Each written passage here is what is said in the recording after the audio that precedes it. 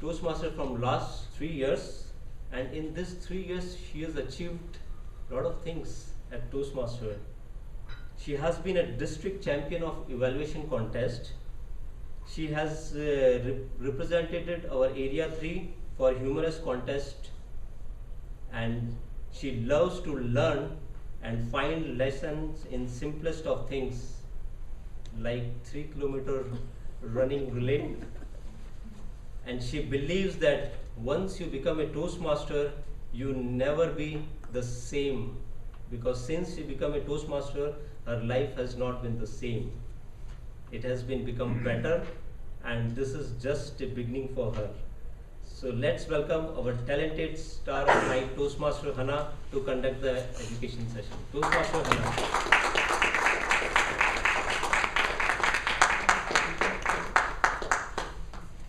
Thank you very much, Mr. President. I was already feeling honored to be here tonight, but after listening to that, I am now thrilled, privileged, and very humbled, especially because Toastmaster Tanaji decided to ask me, and I've had a really busy week, but there's no way of saying no to this. So, Area 3 Director, Toastmaster Kurab Salma, my fellow Toastmasters, and most honored guests, good evening. Good evening. Someone once said that you should never, ever underestimate the power of 3. We've heard about the 3 Stooges, the 3 Musketeers, and even the 3 blind mice. So that just goes to show that 3 is powerful. So when Toastmaster Tanaji assembled us all together to decide how many workshops we should have tonight, automatically we all chorused what? 3. So here we are tonight to listen to some of the best in Bahrain, who will be here to educate us, to inform us, and hopefully also to entertain us. Now, this workshop is very important for a whole number of reasons, but mainly for one, you all know it is the contest season. Number 2, thanks to Toastmaster Amina Al-Hajri, we have had so many additions to the club, and they will be seeing this contest season as their first contest season ever. So this is a very good example of what the contest season will be like. And lastly, the evaluation trophy has come to Bahrain twice before. And we are all here, we're willing to bend over backwards to make sure that it comes back to Bahrain. Please let's give that a round of applause. If not the evaluation trophy, we'll take humorous, we'll take table topics, we'll even take international. We haven't said no to anything.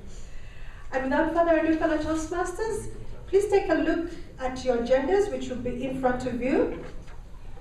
We shall be starting off with Toastmaster Asrar Merchant. We shall then take a quick break. After the break, we shall be listening to DTM Khalid Al-Khud. And then, last but not least, we shall be listening to Toastmaster Ahmed Shukri. We do have notepads in front of you. Please, fellow Toastmasters, please take notes. Please take notes. If we don't have time to ask them questions here, they will share their email addresses. Please, let's keep learning. We can always communicate with them even after this workshop is over. And without further ado, fellow Toastmasters, I would like to take this privilege to introduce our first speaker for tonight. Our first speaker for tonight is Toastmaster Asrar Merchant. Many of us here know him, and when I asked him to give me a brief introduction, he described himself as a student. And he says he's a student in the University of Life, where he's enrolled and accepted, thankfully, in a lifelong course of learning. He has a deep passion for seeing, hearing, observing, learning, then sharing and learning more from all that happens around him and before him. He would love to be called upon as a facilitator who enjoys engaging your deepest faculties to bring out the best in you and from within you. Toastmaster Asrar would like to thank you all for coming here this evening, away from your families and friends. And as an alma mater of Manama Toastmasters Club, he comes today to talk and share amongst an august audience such as you, and as a humble pupil of this illustrious institution. So fellow Toastmasters, to listen to a communication workshop titled Generally Communicating, please help me welcome, with a thunderous round of applause, Toastmaster Asrar Merchant.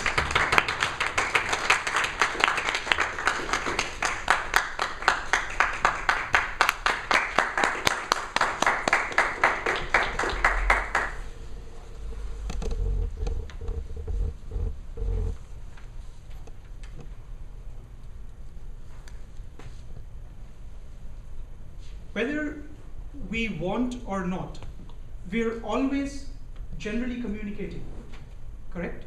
Sure. Willingly or unwillingly, we're always talking or listening, which is a part of communication. So we all agree on that. Now let us agree on another thing today, that this talk that we're going to have now is as much about you as it is about me learning from all of you today. Yes? So no matter what it says on the slide, I'm not preaching today because we are talking. We are in discussion. You and I are in discussion, and I'm only going to share with you what I've heard and what I've read from other great speakers, scholars in public speaking, institutions in themselves in public speaking.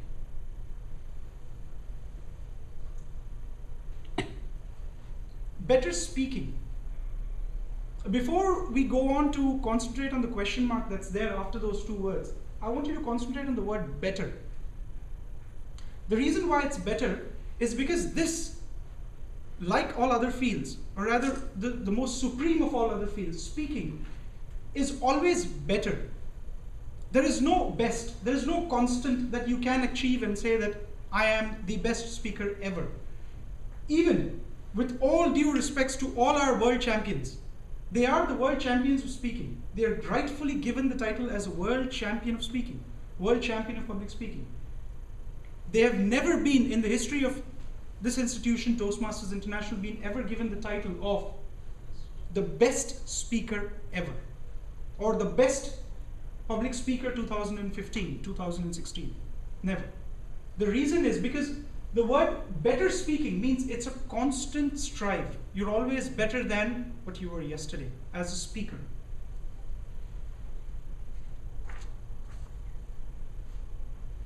Whenever we speak, we experience the parade.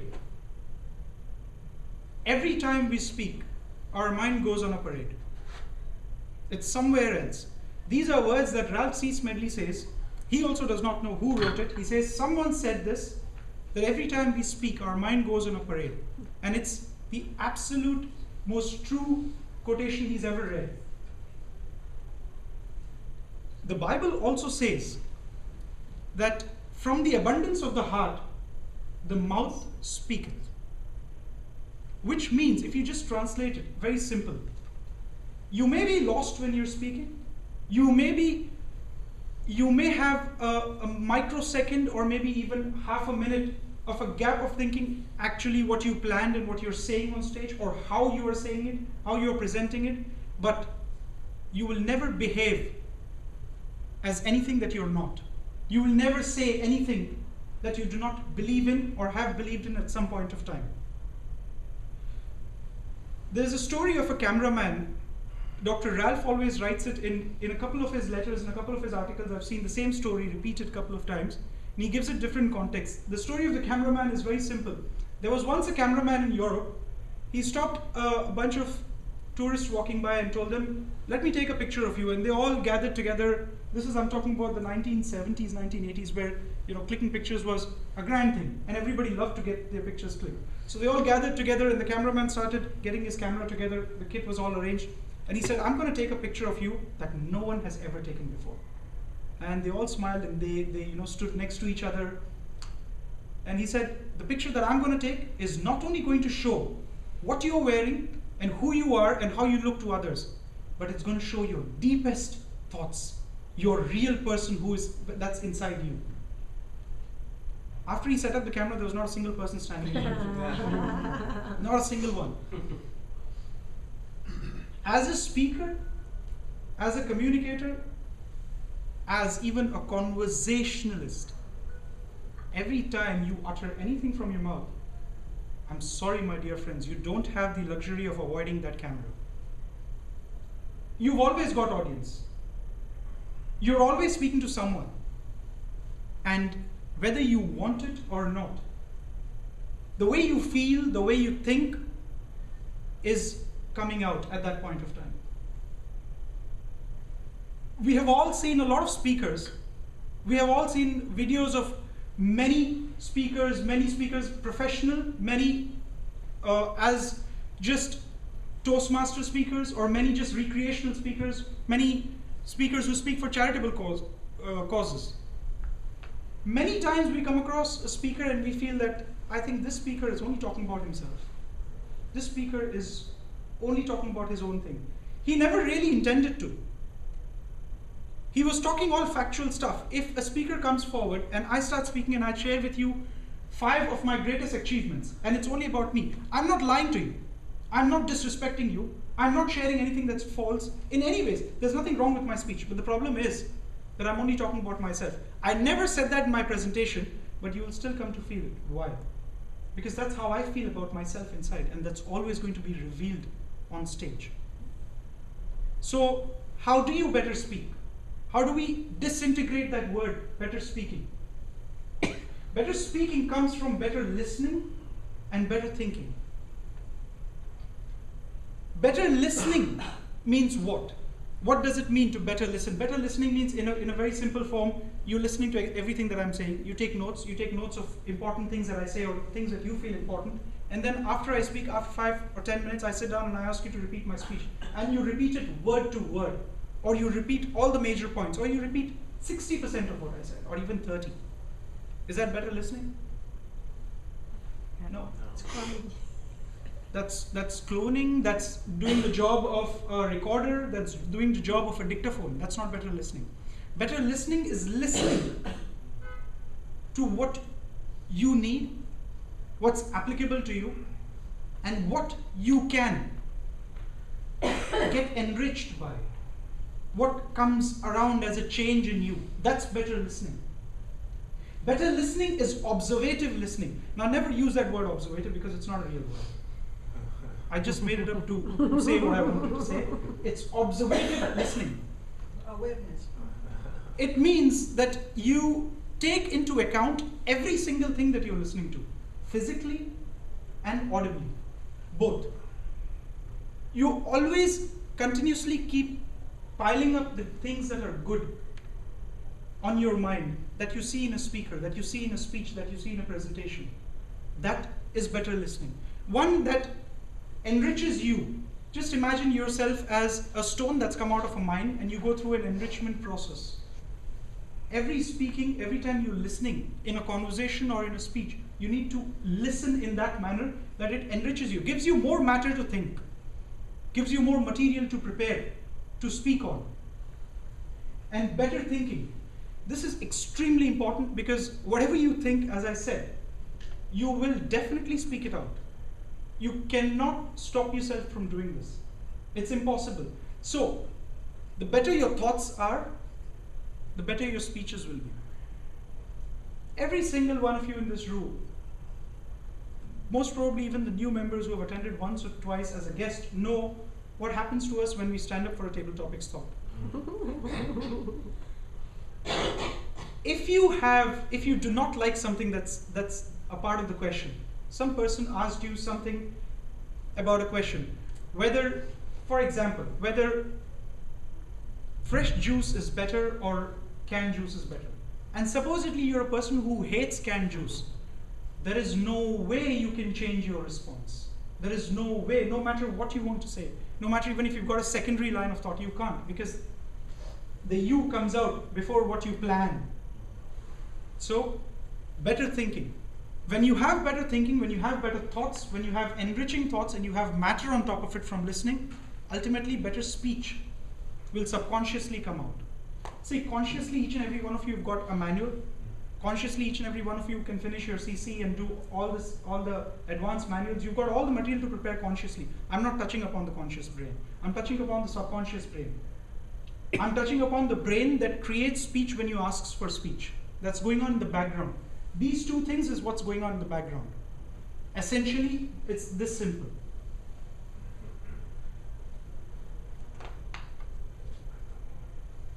Education.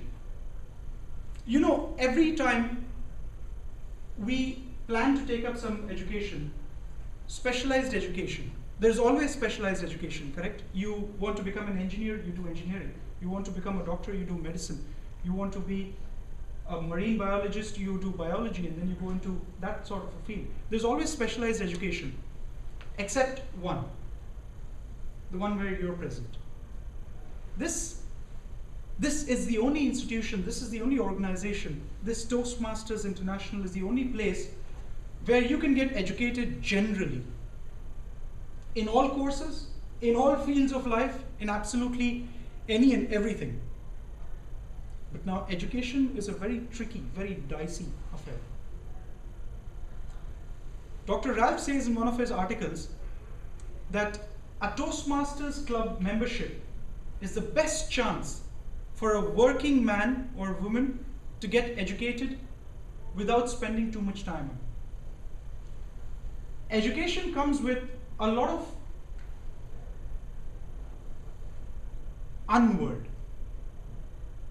The unword that the education comes with is Toastmasters education is for those who are ready to be uneducated. This is the most important part of education. If you all remember, a year back we had the previous world champion Toastmaster Dhananjaya come and visit us.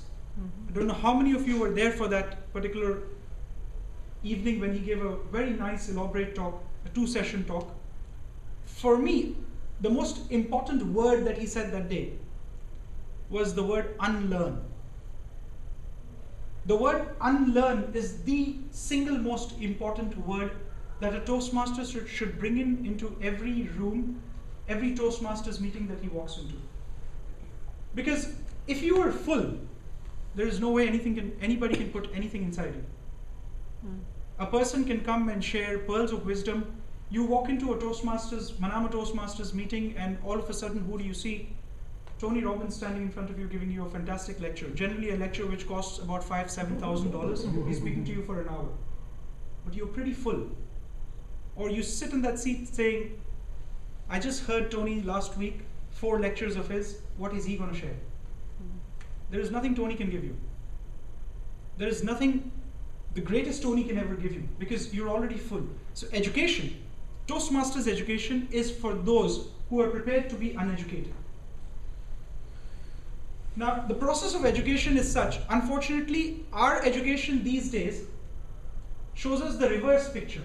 The process of education is such, as Herbert Spence says, that you draw out whatever you've got inside you, you draw it out, and you put to abilities that you've already got. You put to use abilities that you've already got. It's not the reverse. You don't add anything from within. There's a very great writer by the name of Orison Swett Marden. He said the process of education is like taking a diamond out and grinding and polishing it. You know, you take a diamond from a mine, a very nice, beautiful diamond, it's ready, and then you grind and polish it. All diamonds are the same. The value of the diamond increases on the cut that the diamond's got. In the cut, you actually lose the diamond. In grinding and polishing, the diamond actually gets eroded from what it actually was. So if that grinding and polishing of a diamond gives it its value, gives it the education. In simplest sense, education means taking a diet, cutting out some fat out of yourselves. And that's the education that Toastmasters provide. Toastmasters will never teach anybody how to speak because you already know it. Toastmasters will never teach anybody how to communicate because you already know it. It's inborn. Every one of us is born with that. Toastmasters will only cut, polish, and grind you so that what you say makes sense, what you say is resultive, and what you say can take you to places that you want to achieve, that you want to go to in all areas in your life. There is a very basic principle that we apply to when we go for the international championships. It's called the 6 projects, the 6 project rule, correct? that you have to finish your 6 projects, and that's the only applicable clause by which you are eligible to participate in the international championships. Why is it so? Because these 6 projects give you the complete basics and the complete advanced tricks to be able to share a point, to be able to stand on stage, to be able to speak to an audience by making complete sense. Now, the most important part about these 6 projects, which most of us think as a restriction, but it's more of an essential element. The most important part about them is the basic manual. The basic manual, it's like a gym. The whole manual is like your gym. So, of any sports person that we generally know, say for example Lionel Messi, we all know Lionel Messi, correct? Yeah. Can you imagine ever this happening in Messi's career, that he started playing? He was going to a gym and he was training himself, and he was a sports person, and fantastic, and then he got selected into a team, and then he played for a team, and that particular season he scored, say, about 40 goals, and his coach came and told him, Messi, you've scored 40 goals, you're on a fantastic career path, you are definitely, arguably the best football player ever in the history, you never need to go to the gym again. You just don't need to exercise. I mean, just turn up on the court and play. The day there's a game, we'll call you, just come, change your gear and start playing. Do you think this would ever happen? No. Well, in the gym, when he's running or when he's exercising, he's not really kicking the ball. His talent is kicking the ball. Your talent could be speaking. Your talent could be being a fantastic manager. Your talent could be being a beautiful leader who's achieved every target that has been put on him and taking his team further and further. We've all got different talents. Your talents could be being an exceptional engineer who finds a solution to every problem. But the gym is where you build a general muscle. How can you take this principle of the basic manual being a gym and implement it in every single thing that you do? For advanced Toastmasters, when you finish your basic manual or your CC manual, or you finish getting those essential skills and you finish your manual, you go on to the advanced manual. Okay, you're doing a storytelling manual. For example, you're doing project 2 of the storytelling manual. You've done a very beautiful speech, you've given a very beautiful story. The evaluator tells you, amongst his evaluation somewhere, the evaluator tells you that everything was great, but your body was not that expressive of the story. The emotion was not showing in your body that much. My recommendation to you is, take that single thing, basically that your body was not moving, your body was not with the story, go back to your basic manual and do the project Your Body Speaks. Because in simple words, you need to go back to the gym.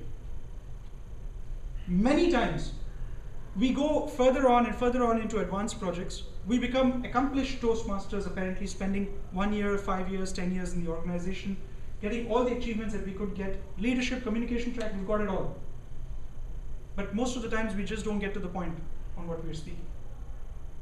Most of the times, our introductions are small little things that we take up when we take up a role in an area convention, in a division convention. Small little roles do not show that we are actually an ACB or an ACG or XYZ. It doesn't show. Why? Because we've done all those things, but unfortunately we moved very far away from those things. So you need to regularly check in on that gym, because that's where you will keep adding the essential muscle of that really benefits your communication skills, always. In Toastmasters, we have a beautiful tradition. It's the ribbons. Once I went to a club, and I was there as, I believe I was there as a guest, and there was one role missing, and it was an evaluator's role, and I was just given, and I took it on. And I think Toastmaster Ahmed was there at that meeting as well with me, if I remember well. And after my evaluation, I evaluated, I evaluated Toastmaster Hannah, and after I finished evaluating her, there was another speaker in that room. She came up to me and she said, I really liked your evaluation. What did you think of my speech? I said, your speech was good. She said, no, tell me honestly. She asked me, tell me honestly, so I said it. I said, your speech was not right on what you were trying to do. Because you asked honestly, I'm telling you that it was not. As I was telling her what was probably missing in her speech, she immediately told me that, you know, I've got 10 best speakers ribbon for all my CC projects. I knew the door was closed there. I couldn't go further in, definitely. A lot of us love these ribbons. See, for example, I've got 10 best speaker ribbons for my 10 projects. And I've got the guts to come to Manama Toastmasters and lie about this. See, my story was I got the first, second, third speaker. When I was doing my first, second, third project, I got the best speaker ribbon. And in the fourth project, I felt the club was extremely partial. There was a new speaker there, and they so it was not right. And then in the fifth speech, I met Toastmaster Sheila Pai. Now you all know what happens when you meet Sheila Pai. And by the seventh project, she was a little accustomed to me, and then she asked me to repeat the project. Now, a month back, I was speaking at Best Toastmasters on invitation by Toastmaster Khurram. And the Master of Ceremonies asked me, what would you like to be, what was your greatest achievement in Toastmasters? I always take a little time to think about what he would want to say about me, or what a Master of Ceremonies would like to introduce about me when he's asking me that. I took that same time to think, and you see Hannah's got 3-4 paragraphs to speak, because that's how I end up. I told him the best time in my Toastmasters career was Project 7, when Sheila Pai asked me to repeat the project 2 times. That was really the best part in my Toastmasters career. Why? Because she stood up and she said, there's something missing. You're not doing the, I think, research your topic well. There's a problem with it, and I ask you to repeat it. Not a lot of evaluators these days, fortunately or unfortunately, I don't know, say it or have the guts to say it, or just go outright and say it, ask you to repeat your project. But that is the most beneficial thing you're doing to the speaker. Right. That is the best time in your Toastmaster speech when someone's asked you, please repeat your project. It feels really bad, it felt bad. I hated Sheila Pai for 2 months. Some part of me still does. But still, that is absolutely the best thing to do. You never need to go back to that project again. You've learned so much from it because your evaluator has stood up for you and said, I'm not going to let go of you till you actually learn what's to be learned from this project. That is my story with the ribbons. That is what I learned with the ribbons. Now I say that if I ask you a question generally, as Toastmasters, you all believe that the Toastmasters program only offers benefits, correct? Yes. There's only benefits. There's only to gain and gain from Toastmasters program, correct? Right. Then why don't we have many members? Why? What's the problem? My question is to not just Manawa Toastmasters as a club, but my question is to every Toastmaster sitting in this room as a part of the Toastmasters International Fraternity. Why don't we have enough members? We have like what?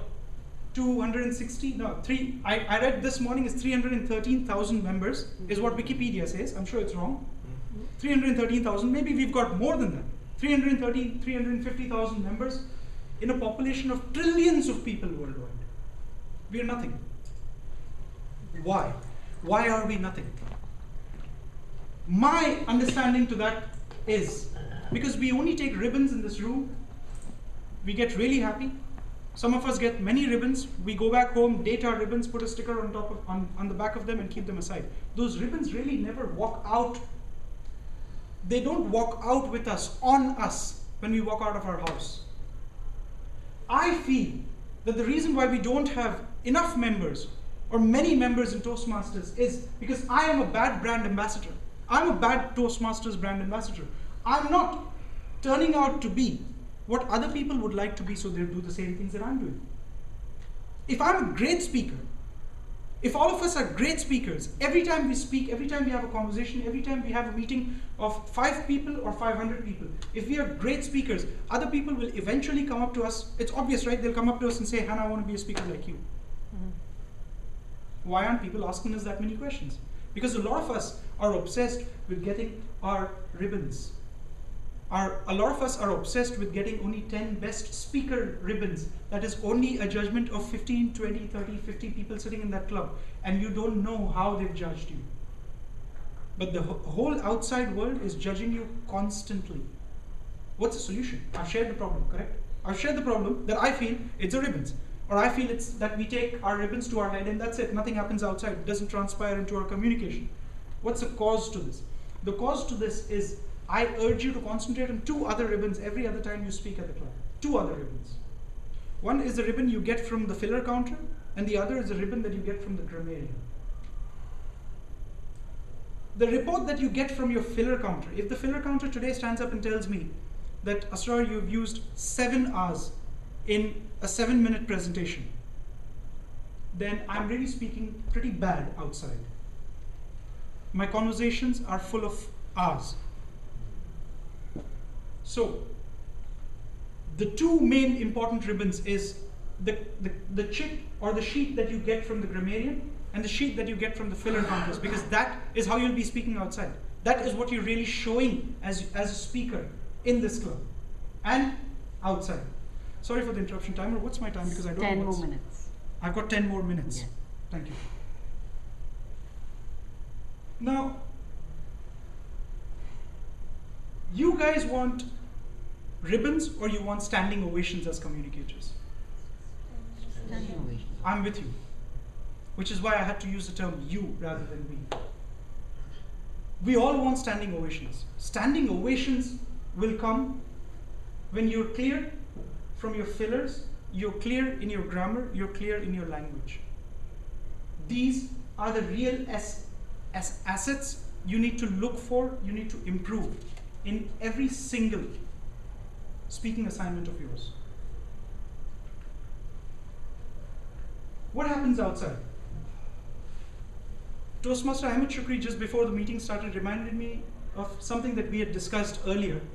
In one of the other meetings where he had invited me to come and speak, and I had given a speech over there which says Toastmasters is fake.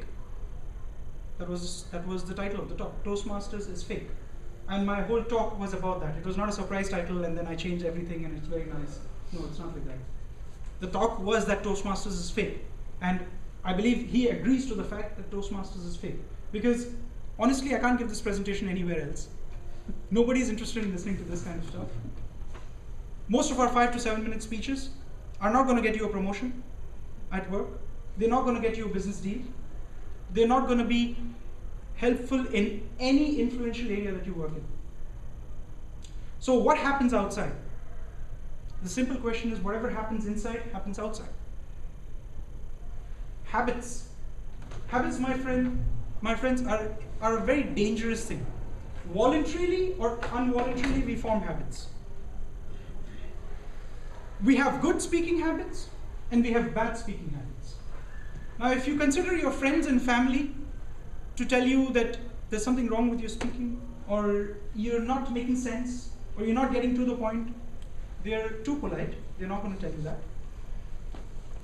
Many times, even your club members won't tell you that, because everybody likes to have a smile on their face. Everybody likes to get positive things. Everybody likes to say positive. I like to be known as a person who's very helpful. So I just say good things about people. Who's going to tell you that? Your habits, when they get displayed outside, is what's going to tell you that. For example, let me tell you, this abuse is a very important point in displaying what habits do to us. I know of a very nice person, a thorough gentleman, a professional speaker, a motivational speaker based in Dubai. So even if I accidentally say the name, none of you would know of him. His problem is, he's a British national. His problem is, in his normal conversations, in his day-to-day conversations, in all his talks, he uses a particular word which is slightly abusive on stage. The word starts with SH. I'm not going to continue, most of us know the words. He was giving a professional presentation to about 120 people, hired by Emirates, speaking to high professionals in the company, and he said the word on stage. It just came out. Wow. Because, see, you're a speaker. You're a speaker, why? Because you love speaking. You love going up on stage. You are passionate about motivation, right? When you're passionate, you're speaking from the heart. And in the heart, if there's words like that, then that comes out. So if your daily conversations, if your habits improve, eventually your your fears of speaking, your fears of saying things which you do not mean or you don't want to say, or you would have to pull back with a mere sorry on stage, will never happen. Abuses, slangs is one thing that you want to be extremely wary of. There's a lot of useless phrases that we use. After abuses comes a second more simpler tone of things that we use in Toastmasters. Let me give you a few. None other than. It's the most favorite word. It's the most favorite phrase. Most Toastmasters use it. We love to use it. We'd love to introduce people saying that. And Toastmaster Rashid, always a great speaker, comes up on stage, delivers a speech, and everything that you want to say about him, you say, and then say, ladies and gentlemen, so let's welcome none other than Toastmaster. Well, you said Toastmaster Rashid in the starting. Nobody else is going to stand up and come and speak. Never, none other than is, okay, now this is Toastmasters, okay? I told you it doesn't make sense here. Fine, that's probably my opinion. Throw it out. Suppose go outside, okay? Go to McDonald's, stand in the queue, get to the queue, and the counter they say, so what would you like to have? I would like to have none other than McChicken. Does it make sense? None other than, where are you going to, tell me one place where you're going to use none other than in your life. The word doesn't say anything. Yeah. Another beautiful phrase, what can I say? What can you say? That's it, you're done, finish. Most of the times you want to introduce people and say, Toastmaster Ahmed Shukri, what can I say? He's a great, you can't say anything more than that, you closed him. What can I say? What can I say is not, it doesn't make, it's a phrase, makes sense on its own. But applied to anything else, it doesn't make sense. We love our good evenings, we're Toastmasters. We love our good evenings, good mornings. See, I've always, a lot of Manama Toastmasters might know this, that I've always said this in my general evaluation reports and things over here, that please don't say so many good evenings. I understand the first time you stand up to speak, it's a greeting. Good evening, great. Supposedly, I'm a treasurer. I stand up, I say, good evening friends, and I give my report. After that, I'm called upon to be the grammarian, okay, by the Toastmaster of the day. I stand up and I say, good evening friends. Does it? Try this anywhere outside in your work routines. Anywhere. Your boss comes, calls you, Khurram, can you come speak to me for, good evening, sir? Yes. Every time he asks you something. And then, suppose we're in a meeting and then I ask Khurram to speak and then I ask Toastmaster Lakshman to speak and then I ask Khurram to speak again. He says, good evening, I have a very valid point on this. Let me share this point with you. And then he sits down again. After 5 minutes, he speaks again. How many times are you going to say good evening? How many times do you greet? These are things, if they carry forward, and I've seen Toastmasters deliver outside, Toastmasters being asked to speak outside in normal circumstances where a normal public is sitting, and they end up saying 5, 6 good evenings through the evening. But people don't know what's happening. This is where we unfortunately, unintentionally end up being not the right examples that we want to be. So yes, where leaders are made is the Toastmasters international motto. Let it be, we can't change that. But your personal motto, I would recommend highly to change it to where mistakes are made. Because this, as I said, is a place that's not real. Anything that you do out here is not going to be held against you.